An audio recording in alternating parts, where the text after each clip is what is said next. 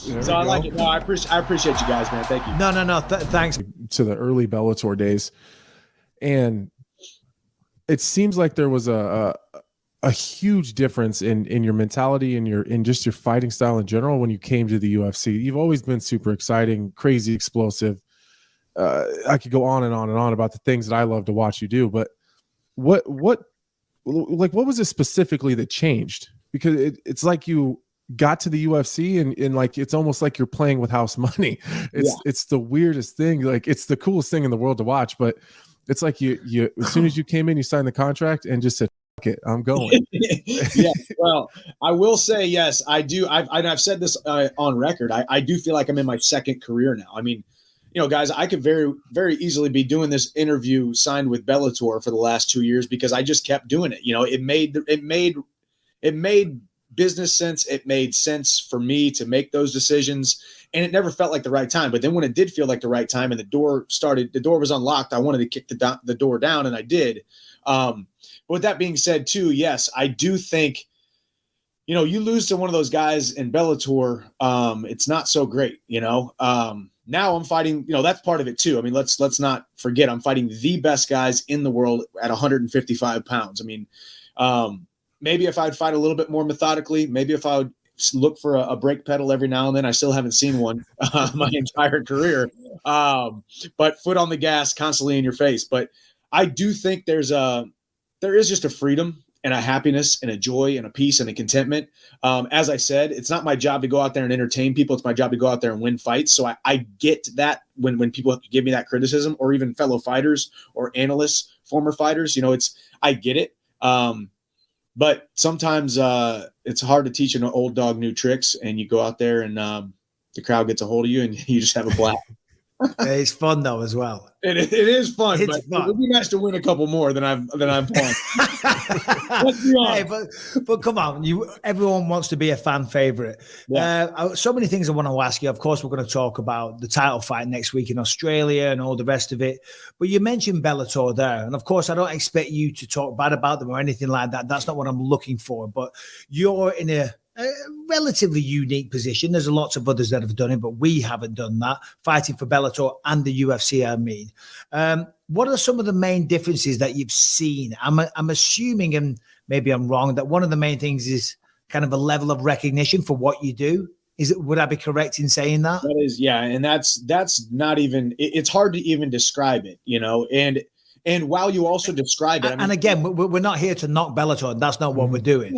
And I think people know me, and even the Bellator brass, I have seen them here and there. Like I've said things about Bellator, and it's quite frankly, in so many words, that the UFC, I just enjoy it better. Like, and it doesn't mean they were bad, and the UFC is, good, but the level of recognition is just absolutely astronomical compared to Bellator. And not to mention the fact that I have always poured my heart and soul into every single fight, whether I was fighting a guy that y'all have never heard of, or I'm fighting Vincent Henderson or Eddie Alvarez, one of these guys you had heard of back then. I'd show up to my fight and they're sending like the second string and third string media people from MMA Junkie and all these other people. I'm like, oh, where's Ariel? And hey, where's this guy? And where's, they're at the UFC event, and John Morgan with the blue t-shirt. Exactly.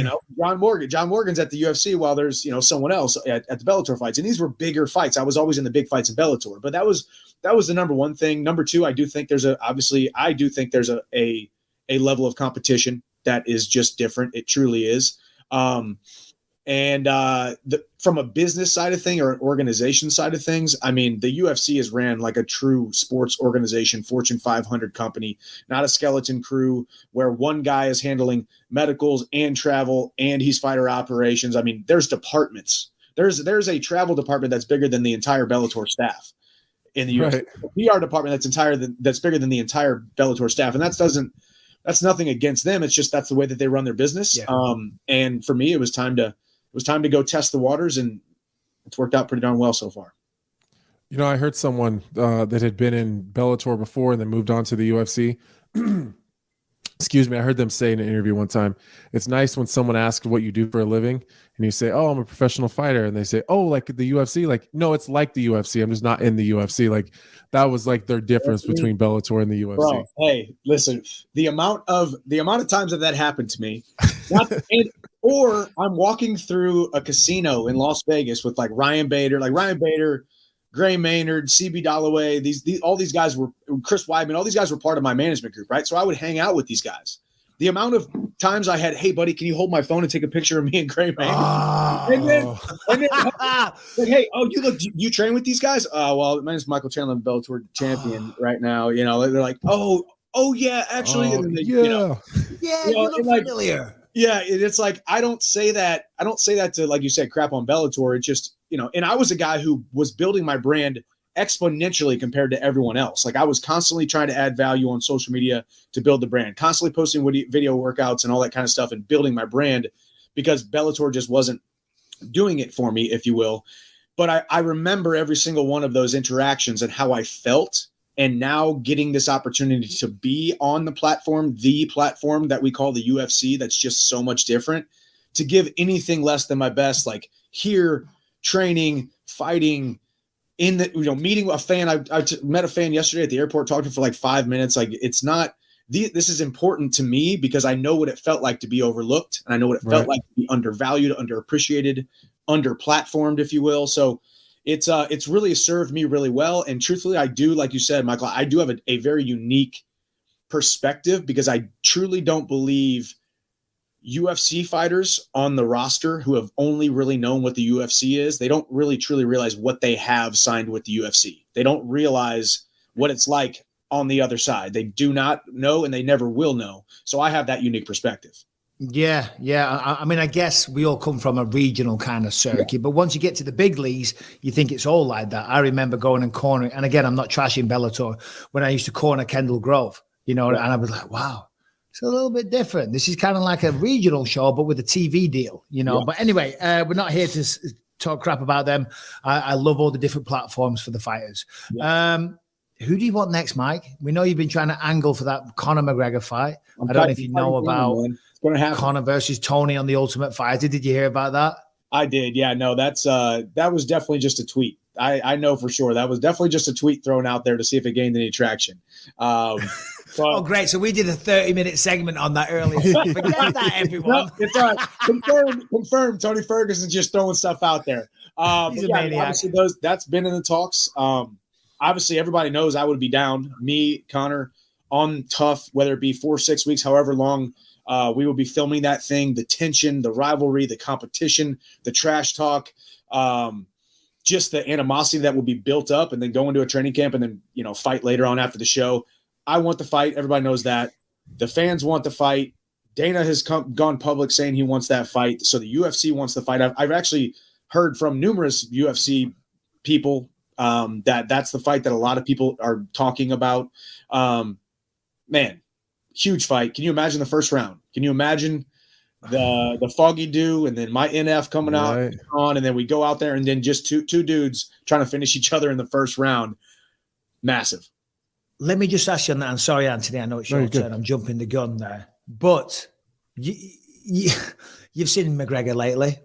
Yep. He's not looking like a 155er. Call it what you will. Call it supplements. Call it a rehab program. Call it good old-fashioned steroids. Call it whatever you will. Okay. Would that fight, in your mind, would you take it at 170 if you had to? Absolutely. I mean, I actually have told myself, and you can go down to Florida and talk to my team, and I'm like, man, if I win this fight, I'm never fighting 155 again. Like, I mean, I'm walking around almost 190 right now. I mean, I'm not and I stay lean. I stay lean because I'm always training, and I got my Walk On Fitness app that I've created that I'm coming out with new programs. So I'm constantly over here filming stuff and training, and I'm always in the gym. So I'm not getting fluffy or fat, and I'm always around that 185 to 190 clip. So I mean, 170 for me would be a dream come true. I don't like making 155. The only reason I can make 155 is just good old-fashioned 12 weeks of diet, exercise, discipline, and a little bit of dehydration at the end. So why not do 170? I think Connor and I still think I'm bigger than Connor at this point, even with his regimen that he's been on. There's no way that we're going to get out of this without me having to. As soon as Michael brought up Connor, I thought of the promo that you cut on Connor, and I don't remember, like, just going back to like the earlier days when I first started watching. I don't remember the fire ass promos. But to be fair, like the platform wasn't exactly what it is right now, and the emphasis after those fights wasn't always on the interview; it was more on the fight, which is fine. But do you pocket those things, or because you're so well spoken, and like even as we're talking here, I'm like, damn, that's a great answer. But there's no way that was pocketed because he knew he didn't know I was going to ask that question. So. Like, is that something you think about, like, as you're in training camp and there's certain things you want to say or points you want to get across? Yeah, I mean, obviously in interviews and whatnot, I'm just, flying by the cuff. My couple promos that I've cut, I've definitely had them say, hey, I know I want to say this, this, and this, or I want to call this guy out. Cause I mean, and it all had great implications in it. Right. Cause and the last time I talked about, it was Gaethje and Oliveira who fought that night, right? Yeah, Gaethje and Oliveira who fought that night, and I talked about how people wanted to see me rematch either of those guys, and then if the UFC did have a momentary lapse of judgment, I want Conor McGregor. So I already know a fire line. It's a fire line. I already know what I'm going to say. It's the delivery though, not just the line. The delivery, Mike. You commit to it 100%. And Joe, I was like, let's go. Come on, Mike. Give me some. Let's go. Come on. You're in the ring. Joe. You're in the ring. You've just knocked somebody out. I'm Joe Rogan. I'm handing you a microphone. Exactly. That's what I said. I was like talking to the camera or talking to the microphone, and then it turned to Joe. And Joe, if the UFC does have a momentary lapse of judgment, and then what people really love that gives them chills is when I went, Conor McGregor. You had to give the big breath, big old sniff. That was not planned. That just happened. I think I almost went. I was about to pass out, so I had to get some air. But just calling out Conor, and obviously it's just he's the guy that I've wanted to fight. And it's yes, is it the red painted night? Is it the big payday? That's what everybody says, of course. But I mean, when you get into the sport of mixed martial arts, you want to try to win belts. You want to get the biggest stages, the brightest lights, the biggest platforms. And who else is there out there in the sport today? And possibly we may never see somebody like Conor McGregor again. And then when you start talking about, he's been very cordial with me on social media and said some things about me, and it's never in a trash talking way. You can have a legitimate rivalry and want to rip somebody's head off without also, calling them names or doing whatnot. So but the funny thing is, me and Conor being locked in a house together, not in a house together, but having to see each other multiple times a day, that'll bring something out of you, Oh, so, yeah. I mean, you did it, Michael. So I can only imagine. I made a complete ass of myself. No. You're Michael Bisping today, so that's all that matters, right? Oh, no, I know. But I honestly, oh my God, I die inside when I see some more clips back. But still, but you are right. McGregor he's a whale, right? When it comes to stardom and all the rest of it. But that's because, regardless of whether or not he's lost a couple of fights recently, the man brings excitement. And that's exactly what you bring as well. So, yeah, take my money all day long.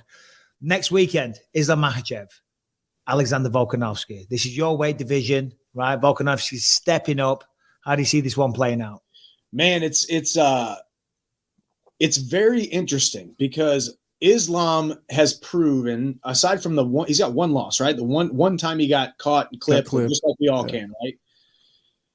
Aside from that, he's looked very dominant, doing exactly what he wants to do, which is go out there, throw a couple punches, go out there, take you down, control you, submit you, or beat you up on the ground. He doesn't have, quite the ground and pound like, Khabib did. And I hate making the comparison of Khabib because that's what we always do, right? And the man deserves his respect. The man deserves to be Islam, not Khabib's training partner, Khabib's little brother, Khabib's underling, if you will. But with that style, he's just so dang strong. He's a lot taller than Volkanovski. So if this fight gets to the ground, Volkanovski's scrappy, but Islam is going to be something bigger, stronger, and different than Volkanovski has ever seen or felt. With that being said, Volkanovski, I mean, the way that he makes decisions on the fly in fights, changes up his game plan and changes up his style. He's so dominant in the offensive striking and defensive striking, counter striking. The wrestling is good. He's great everywhere. So you got a guy who really is the number one pound for pound guy in the world, who is very well versed against Islam, who is somewhat one-dimensional, but also has a nice big chip on his shoulder now too. You know, you get that gold belt put around your waist. He's a different Islam. Similar to what I said about Charles Oliveira. Charles Oliveira resurrected his career after he got a couple wins and got that belt, and all of a sudden he turned into a guy that we never even thought was possible. So do we see the best Islam, and is he able to go out there and take him down? Or do we see Volkanovski just thwart everything? And, we see a hard-fought battle leading up to the 5th round where we're going into it 2-2. If I had to be a betting man, I think Islam has the edge. I do. Only because I do think Islam is so much bigger and so much stronger than Volkanovski is used to, even though Volkanovski used to be 200 pounds when he played rugby. While you got your analyst hat on, do you, because we do make that comparison with Khabib and Islam, and obviously you had your wants to fight Khabib, so I think you're pretty familiar with both of those guys. Who do you think is better? Who's the overall better fighter between the two of them? Khabib. Just more dominant wrestling? I do think so. I mean, only because I don't think we haven't seen the, I don't know if I want to call it aggression. I think it's aggression. Like when Khabib fought and he picked, when he bear hugged somebody, it was aggressive. Like he wanted to break your spine. Islam, very effective, will take guys down, but it was like, I want to break your spine. Khabib, very active on top, constantly trying to constantly trying to catch a wrist and do damage. It wasn't, he went from brilliant wrestler, I want to break your back, to straight up sledgehammer, I want to punch a hole through your head. I don't exactly. While trash talking. Yeah, while trash talking. Yeah, brother.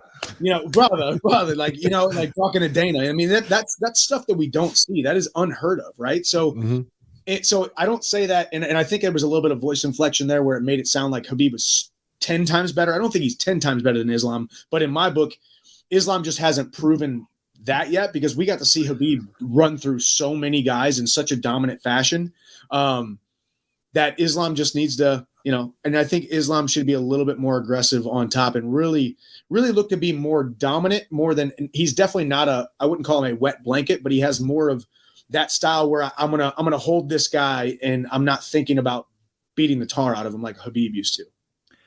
So let's talk about Islam then, because Khabib is retired, right? And anytime someone's retired, it's not fair to talk about them in a fighting sense. But let's just say outside of the octagon, Mike, right? You're walking through, I don't know, some university campus. You just walk into the wrestling room and there's Khabib. Islam. He's on the mat. He's a brother. You want to go for your rounds or whatever it is you guys do in wrestling? I'm joking. Yeah. You versus Islam in a wrestling match. All-American, the pride of the USA against Mahatchkala's finest, reigning from Dagestan. Who wins in a wrestling match? Mike, you're putting me in a bad spot here, because this is what always happens, because people are going to say, this guy just lost to Poirier. Quit talking about Islam. Quit saying that you would beat him in a wrestling match. This is what happens to us all. Every time Mike and I do the show, we get just blasted by media headlines and comments. We're the biggest pieces of shit out here. So we're bringing you in.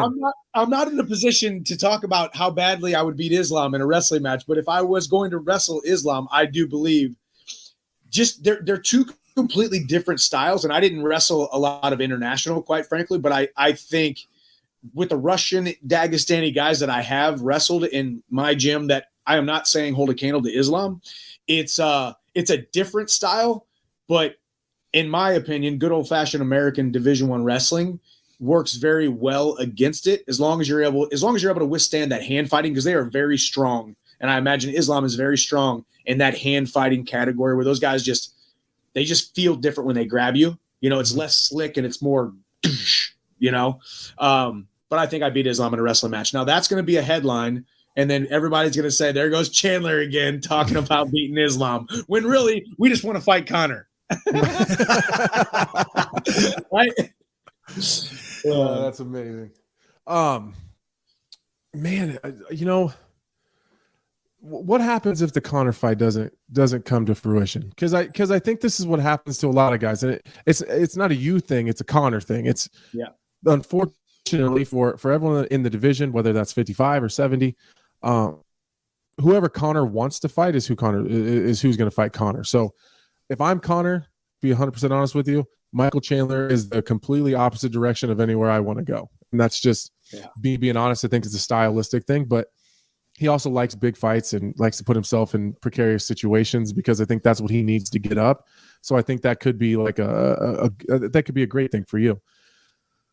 Can I just jump in there though? He does have chop the shit out of you. No. I'm just piggybacking on that and just say Conor is extremely confident though. You know, look at what he's achieved. So he'd probably, I hear what you're saying. A management perspective might be like, avoid that guy. For sure. But in his mind, because fighters need protecting from themselves, he might be like, no, give me that guy. Let's go. Big fight. He already fought me a couple of years ago, Chad Mendez, right? Just an overblown wrestler with an overhand right? Like a blown up wrestler. Sorry, Anthony. Anthony, you were saying. And I think that's a good point, Mike, that it's definitely like a coaching management kind of like, let's probably stay away from Michael Chandler. But I think Conor gets off on people telling him that he can't do something. So I'm really just trying to help out Mr. Chandler here by saying that I don't think he can do it. For sure. And here's, you know, and it's funny thing too, right?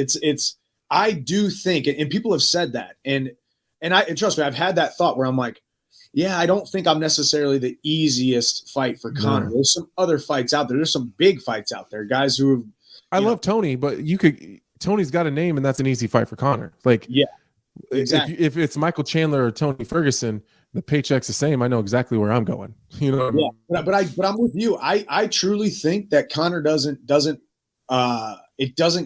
make him feel that. You know, if he's fighting Tony, it doesn't make him feel what he needs to feel. And I do think, and because I've said this to numerous people when they're like, he doesn't want to fight you. And I'm like, dude, because they said the same thing about because Conor, I guess the Khabib fight was a huge fight, but he should have never fought. He should have never wanted to fight Khabib. Like that's the toughest fight in the world. And it's a stylistic nightmare. But Conor likes the huge, bright lights. He has never shied away from competition. The brightest light in the competition. But on that, and I kind of want to get away from Conor because it's like we've been talking about him a lot this episode. Conor did pretty well against Khabib. Now, granted, it didn't go to a decision. Lots of people did, but he did pretty good. I mean, he got choked out, but, you know, those first couple of rounds, you know, he was hard to take down in round one, to be fair. Very hard. Very hard. Yeah. And he showed up and I think showed a lot of people that he was a force.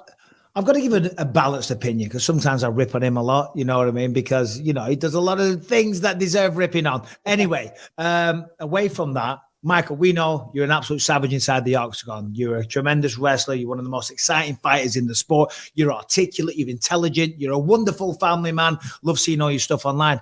Tell me about Michael Chandler as a young man growing up. In where do you come from again? He came from High Ridge, Missouri, man, a small town outside of St. Louis, Missouri. Man, I lower middle class, outside of St. Louis. Father was a carpenter. Mom kind of helped with my grandpa's business. She kind of ran. She was like a secretary and then worked at his restaurants. I very much, was a small guy from a small town. I was taught to do small things, and I say that in succession because I was undersized.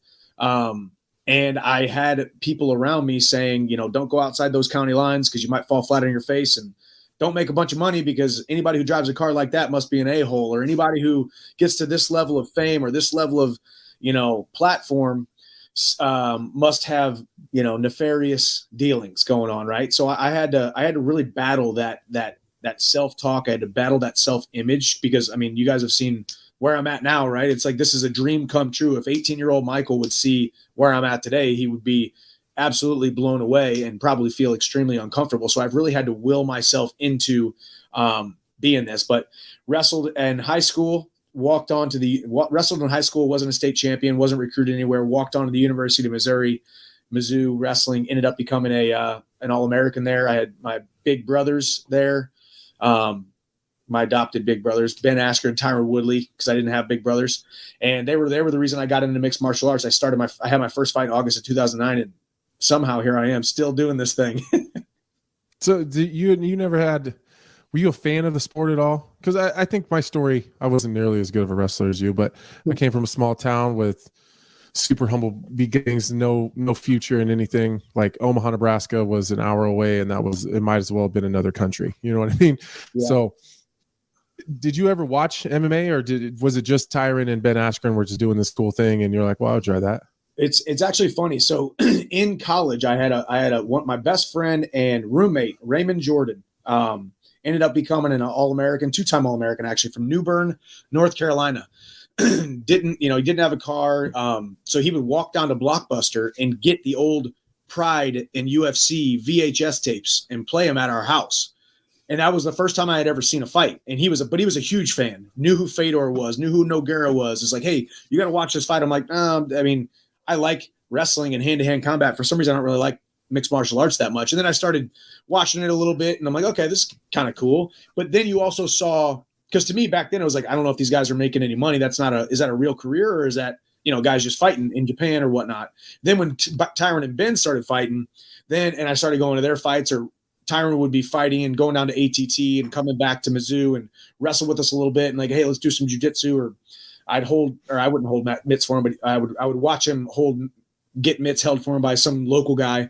And that's when I started thinking, okay, well, shoot, now Tyron's making a little bit of money, and then Ben came in, started making a little bit of money, and they were going to make a career out of it. So I was like, well, I'll try it. So drove down to Lake of the Ozarks, Missouri, which is about an hour and a half away, and fought in front of like 17 people for like $500. And there you go. So at that point, you'd never really trained any boxing or anything like that. What about, most young men get into a few scraps growing up? Were you a scrappy kid? No, I had never been in a street fight. I was too afraid to get in trouble. I was too afraid to get in trouble. I've heard your stories, and I'm like, no. No, I thought you were going to say you were too afraid of getting hit. Right, no. Too afraid of getting in trouble. That's beautiful. I mean, and I wish more young, that's an example you should follow. I thought you were going to say afraid of getting into a fight. I'm going to say compared to who you are today and the style that you have. No, it's beautiful, man. I'm definitely never afraid of that. Like probably to my own detriment, but but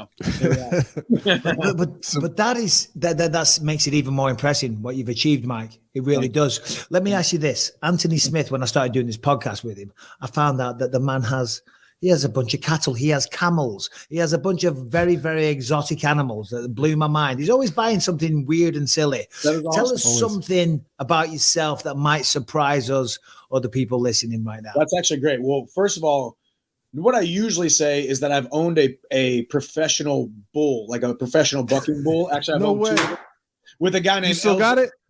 No, not anymore. But But at one time we had two different bucking bulls. One named Molly Hatchet, like the old band, and then one named Uppercut, and with a professional bull rider named LJ Jenkins, who has since retired, but he's known as one of the best kind of bull minds and bull. He had one of the best bull eyes as far as like seeing a good bull, and then now he's raising them.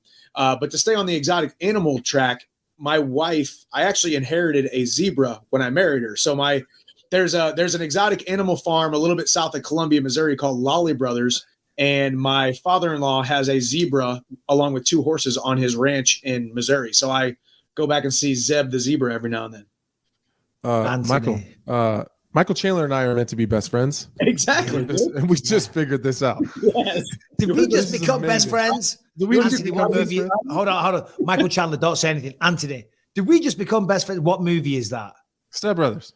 See, I got one. Okay. I got a little thing that we do on the show, Mike. He doesn't watch any movies. Oh, he's one of those guys. That's good. Yeah. I like those guys though too. You know, I mean, like I like the guys who can really pull out the one-liners from the movies, but then I also like the guy where like, you seriously haven't seen that movie? Yeah, there's a place for me here, Mr. Business. I'm in a life. I don't watch juvenile movies. But Anthony, how jealous are you that you don't have a zebra? I don't have a goddamn zebra. Okay. For the longest time, I wanted to go to Texas and get a tiger because my brother knows like 5 people that have tigers.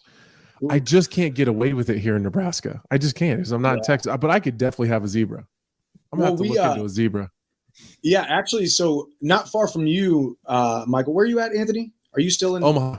I'm in Omaha. You're still there. So I was just in Temecula. You know where Temecula is? Obviously? Oh, yeah, that's 30 minutes from where I am. Okay, so we just did this event this past weekend. Tim Kennedy was there. We did it's called Operation Black Site, where we teach people self-defense and small arms training and all that kind of stuff. But we brought the real Tarzan in. You know who that is from Instagram? The real Tarzan. He does all these animal things. Yeah. He's like a real ripped black guy. Yeah, Mike Holston, but he goes by the real Tarzan. We had camels, we had alpacas, we had ostriches. There's a 26-acre ranch in Temecula that they've now turned into kind of an exotic petting zoo farm as well. So what does that guy do?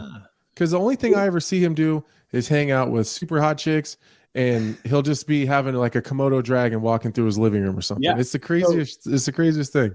Yeah, so he literally has become, one of the most influential, biggest platform just animal lovers on the planet, right? Mm-hmm. And he does a lot of philanthropy and raising awareness for poaching and just all of the different animal causes, right? As well as, some of the kind of save the earth, the plastics and all that kind of stuff as well. Like just a solid dude who made his passion animals. And also I heard him explain it on a podcast where he's like, most people are afraid of snakes. That's like one of people's biggest fears. So my biggest love became snakes because I want to take away people's fear or dampen people's fear of snakes. He brought out like 2 20-foot reticulated pythons to a group of like 40 people. They were slithering around on the mats with us this past weekend. And it was like, he's made that mission. And obviously he brings sponsors on, and that's how he makes his living. So I'm not exactly scared of snakes, but my son, he has a tarantula, he has a bearded dragon, he loves animals. He wanted to get a snake, right? And I said, no, because people that have snakes are weirdos, okay? When I grew up, anyone that had a pet snake in a tank was a weirdo. Where do you stand on this, Mike? Yeah, I mean, it's definitely not my cup of tea. I mean, it's definitely like...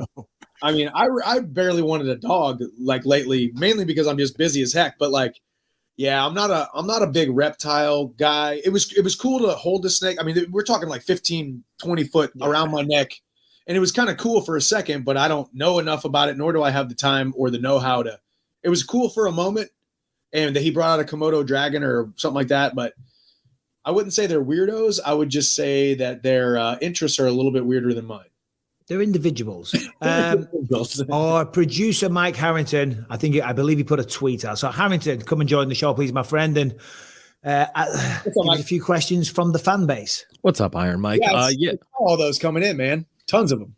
Yeah, there actually was a lot. Yeah, like hundreds and hundreds. So Harrington I'm assuming you've scoured them with a fine-tooth comb to find the most intellectual questions, of course. Mm-hmm.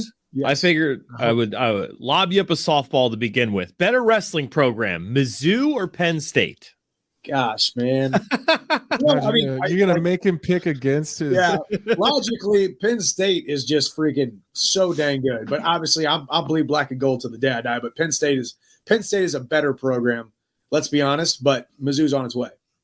All right. Hell yeah. Okay. Let's see here. Emilio wants to know, what's the biggest takeaway from having 2 boys now instead of 1, and what kind of advice would you give someone who's always trying to work out? Great question. So as far as the boys go, man, just the dad guilt that that they don't tell you about before you have kids. It adds a little bit to that, not to dampen the mood, but like, the guilt of like, have I done enough? Am I doing enough? Am I raising these boys right? But also bringing in the second also makes you very, very thankful for the first, because obviously he's not your only child anymore, but then he's going through the growing pains of, hey, do you even love me anymore? It seems like you got to take care of this little blob of cryingness all the time, right? So the jealousy stuff comes in. So you're just kind of dealing with these new little challenges, but having 2 gives you double the purpose and double the why. I love it. And then as far as somebody who works out all the time, show yourself the grace that you're not going to have great days every single day. Just making sure you do something, and the number on the scale isn't the most important thing as long as you're feeling the best you possibly can. All right. Hell yeah. One more, Harrington. Oh, one more? All right. I gotta do this then, just because we had, I don't know, roughly 40 of these come through. Michael, what do you think of Armin Sarukian's recent call out? What he said about you having the lowest fight IQ, and how do you think a matchup between the 2 of you would go? I didn't respond because I haven't even seen him fight. So not disrespecting or whatever. Shade thrown. Whoa. That's the most disrespectful thing I've ever heard. He was like, listen, I don't even know who the fuck he is. Well, that's not what I said. Who the fuck is that guy? I know he fought Gamrot. Like I I haven't really seen Gamrot fight either. I mean, I appreciate the call out. That's exactly what I would do if I was him. But like, no thanks, man. So I haven't even. I'm over here talking about Conor and Tough. You think I'm worried about freaking Armin Sarukian with a silent T at the beginning of his name? I was going to say Sarukian with a T. Just Sarukian. Hey, so when I seen that before it was a good call out. Good for him though. He was coming at me, but that's not how you get a fight, dude. It was a great call out, but I disagreed with what he said when I read it. And I almost wanted to respond because I sat there ringside right behind Rogan and watched you fight Poirier. Yep. And so I think I said this on the post show that I could see the internal battle that you were having with yourself. Like you see, I think you get this fight IQ argument all the time. Like he doesn't have a fight IQ. I watched you know the right decision to make and then purposely go the other direction because that was more exciting and more violent and more. Which one? Win with Poirier. Win would have been the second round. Second round. Second round, I took him down and held him down the whole time, right? Was it the first round you got the takedown and then he started to scramble up and instead of Matt returning him, you decided to let him go so you could land a big shot?